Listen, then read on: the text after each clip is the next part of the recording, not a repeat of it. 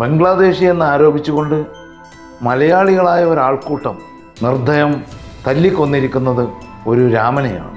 ശ്രീരാമ സേവകർ, ജയ് ശ്രീറാം പോലുള്ള മുദ്രാവാക്യങ്ങൾ വിളിച്ചുകൊണ്ട് ആൾക്കൂട്ട കൊല നടത്തുന്നത് പതിവാക്കിയിരിക്കുന്ന വലിയ സംഘം നോർത്ത് ഇന്ത്യയുടെ പല ഭാഗങ്ങളിലും പ്രവർത്തിക്കുന്നതിൻ്റെ പ്രത്യാഘാതങ്ങൾ നേരിട്ടുകൊണ്ടിരിക്കുന്ന ഒരു നാടാണ് ഇന്ത്യ. ആ നോർത്ത് ഇന്ത്യൻ സംസ്കാരത്തിൽ നിന്ന് കേരള സംസ്കാരത്തിലേക്ക്, കേരളത്തിലേക്ക്, പ്രബുദ്ധരുടെ നാട്ടിലേക്ക് കാര്യങ്ങൾ എത്തിച്ചേരുക എന്ന് പറഞ്ഞാൽ അതിവേഗം ഫാഷിസം കേരളത്തിൽ വളരുന്നു എന്നതിൻ്റെ ലക്ഷണം എന്നതിലുപരി അത് നമ്മെ മുച്ചൂടും ഗ്രസിച്ചിരിക്കുന്നു. ഇവിടെ ഇതുവരെ നടക്കാത്ത രീതിയിലുള്ള ആൾക്കൂട്ട കൊലപാതകം ഈ നാട്ടിലും നടന്നിരിക്കുന്നു എന്ന് മനസ്സിലാക്കുന്നതാണ്. കൊലപാതകം നടന്നത് ബംഗാളി, ബംഗ്ലാദേശി എന്നൊക്കെ ആരോപിച്ചുകൊണ്ടും വിളിച്ചുകൊണ്ടും അങ്ങനെ അല്ലേ എന്ന് ചോദിച്ചുകൊണ്ടും ഒരു ഛത്തീസ്ഗഡുകാരനായ രാംനാരായണനെയാണ്. ഛത്തീസ്ഗഡുകാരനായ രാംനാരായണനെ കൊന്നു കഴിഞ്ഞാൽ അവിടെ മണിക്കൂറുകളോളം ചോര വാർന്ന് കിടക്കേണ്ടി വരുന്ന ഒരവസ്ഥ ഉണ്ടായി എന്ന് പറഞ്ഞാൽ എന്തുമാത്രം ലജ്ജാകരമല്ല മലയാളിക്ക്. ഏതാണ്ട് 50-60 ലക്ഷം മലയാളികൾ പുറം നാടുകളിൽ ജോലി ചെയ്യുന്നു. അവർക്കാർക്കും ഇതുപോലുള്ളൊരു ഗതികേട് നേരിടേണ്ടി വന്നിട്ടില്ല. ഒരു ഇന്ത്യക്കാരനും പുറത്ത് ഏതെങ്കിലും ഒരു രാജ്യത്ത് ലിഞ്ചിങ് ഓപ്പറേഷൻ അല്ലെങ്കിൽ തല്ലിക്കൊല, ആൾക്കൂട്ടത്തിൻ്റെ തല്ലിക്കൊല അതിന് വിധേയമായിട്ട് മരിക്കേണ്ടി വന്നിട്ടില്ല. പക്ഷേ നമ്മുടെ നാട്ടിൽ, നമ്മുടെ നാട്ടുകാർക്ക്, നമ്മുടെ രാജ്യക്കാരായ ആളുകൾക്ക് ഇങ്ങനെ അനുഭവിക്കേണ്ടി വരുന്നു. അത് ചെയ്യുന്നത് സംഘപരിവാർ ശക്തികളാണ്. ആ സംഘപരിവാർ ശക്തികൾക്ക് യു പിയിലൊക്കെ ചെയ്തതുപോലെ അല്ലെങ്കിൽ മറ്റു സംസ്ഥാനങ്ങളിൽ മധ്യപ്രദേശിൽ ചെയ്തതുപോലെ ഇവിടെയും ചെയ്യാൻ കഴിയുന്നു. മണിക്കൂറുകളോളം ചോര വാർന്ന് കിടന്ന് കൊല്ലപ്പെട്ട രാംനാരായണൻ്റെ മൃതദേഹം എടുത്തുകൊണ്ടു പോവാൻ പോലീസ് വരേണ്ടി വന്നു. അതിനും മണിക്കൂറുകളെടുത്തു.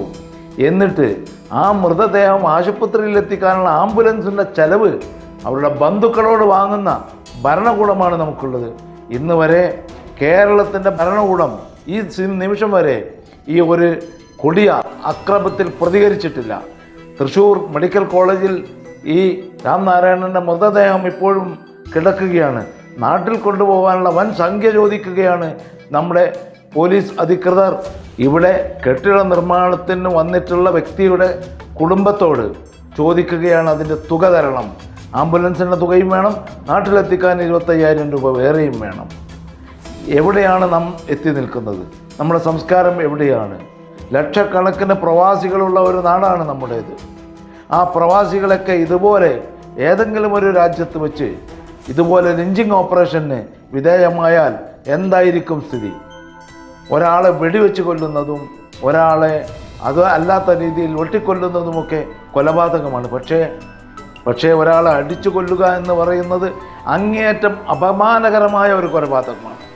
അങ്ങേയറ്റം നികൃഷ്ടവും നിന്ദ്യവുമായ ഒരു കൊലപാതക രീതിയാണ് അടിച്ചു കൊല്ലുക എന്നുള്ളത്. ഏറ്റവും പ്രാകൃതവും ഏറ്റവും പൈശാചികവുമായ ഒരു പ്രവൃത്തിയാണത്. ആ പ്രവൃത്തി ഇവിടെ നടന്നുകൊണ്ടിരിക്കുന്നു. പാലക്കാട് അട്ടപ്പള്ളത്ത് മണിക്കൂറുകളോളം ഈ രാംനാരായണൻ ചോര വാർന്ന് തലക്ക് ഏറ്റ അടി കൊണ്ട് രക്തസ്രാവം വന്ന് കിടക്കുമ്പോൾ നമ്മൾ അതിനെക്കുറിച്ച് എന്തുകൊണ്ട് കേരളം പ്രക്ഷുബ്ധമാവുന്നില്ല എന്നൊരു ചോദ്യമുണ്ട്. മാത്രമല്ല, ഇത്രയും അപമാനകരമായ രീതിയിൽ ഒരു അന്യസംസ്ഥാനക്കാരനെ കൊന്ന് കൊലവിളിച്ചിട്ട് ഈ സംഘീ സംസ്കാരത്തിനെതിരെ, ഈ സംഘികൾക്കെതിരെ നാം ശബ്ദമുയർത്തുന്നില്ലെങ്കിൽ നാളെ നമുക്കെല്ലാവർക്കും അഭിമുഖീകരിക്കാനിരിക്കുന്ന ഏറ്റവും നികൃഷ്ടമായ ഒരു ചെയ്തിയ ഒരക്രമത്തെ നാം മുൻകൂട്ടി കണ്ടുകൊണ്ടിരിക്കുക എന്ന് മാത്രമേ പറയാനുള്ളൂ.